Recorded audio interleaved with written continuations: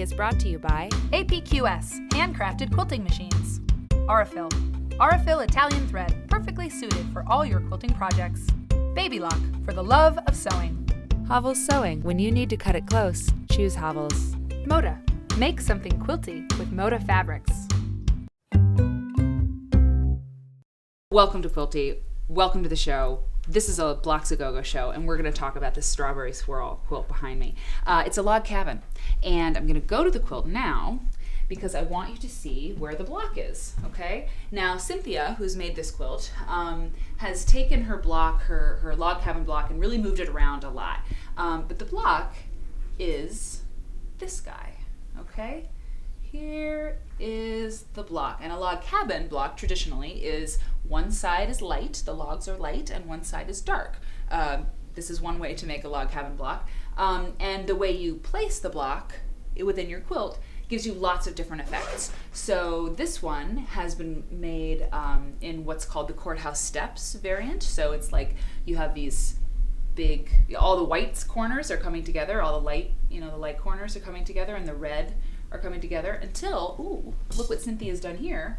She has alternated the center, okay? So super cool, and it's just such an easy twist on a traditional log cabin block. So she's done a nice job, and here we have made our own version of Cynthia's log cabin block. The difference in this version, this is the same block that Cynthia's made, and you can look in the magazine, in Quilty magazine, for the pattern for this quilt. The logs are different widths. Now, when you're building a log cabin block, your logs are always different lengths because you build from the center and go around and around and around, and so your lengths get longer as you go. But to achieve the effect that she's gotten, there are skinny logs that make up the light half and thicker logs that make up the dark half. And that really changes the shape of a log cabin. So, okay, building a log cabin takes a little time. Lots of wood, lots of chopping involved, and when you're doing it in patchwork, it's kind of similar. So we can't make the whole block today, but we've done it in stages for you to show you how it goes. This is the finished one, okay?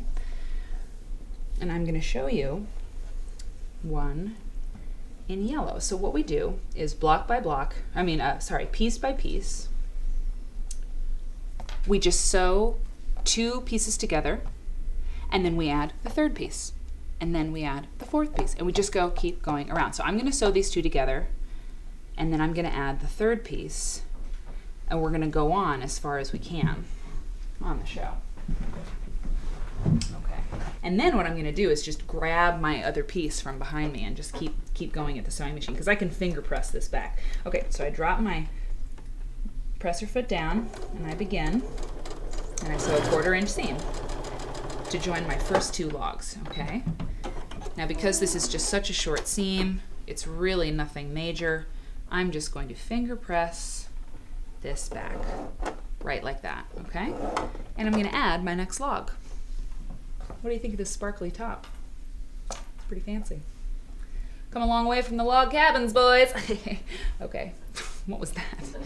I just went on I don't know, I need a vacation. Okay, so the next thing that we do is to add this next log. This one just goes right on top of that, just like that, okay? So we put right sides together. I mean, if you can't wear sparkles on a Tuesday afternoon, where can you, don't answer that. Should wear them to dinner, fancy, or Las Vegas or something. Okay, so now we add this. Fire that through, cut off our thread. Okay, I'm gonna give this a press, set that seam, open her back up, and we've got our third log added, okay?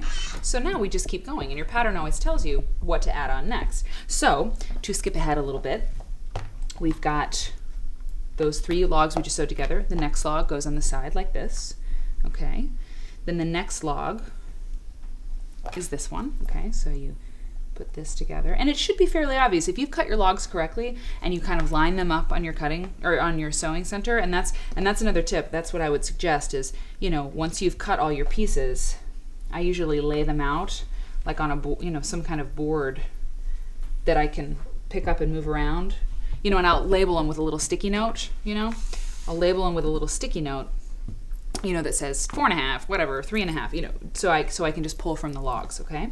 So as we keep going around, we have, let's go to Mr. Purple next. Okay, so our next log would be, I believe, yes, this guy, right? You sort of see how it goes. It's just all, there's a method to the building of the log cabin, and then we get up to here, okay? Add this log here, boom, whooshum, and then by the time you're done, now this seems a little short, but that's because the seam allowance, would be sucked up here, so that's just right. And then our last one goes on the end, okay? And that is our strawberry swirl version of this log cabin quilt. And I have to tell you 2 things about log cabins before we go. So traditionally, a lot of time you'll see a log cabin quilt, an antique log cabin quilt, and the center is red. Like the whole quilt, whatever color scheme they did, the very center of the log cabin block will be red.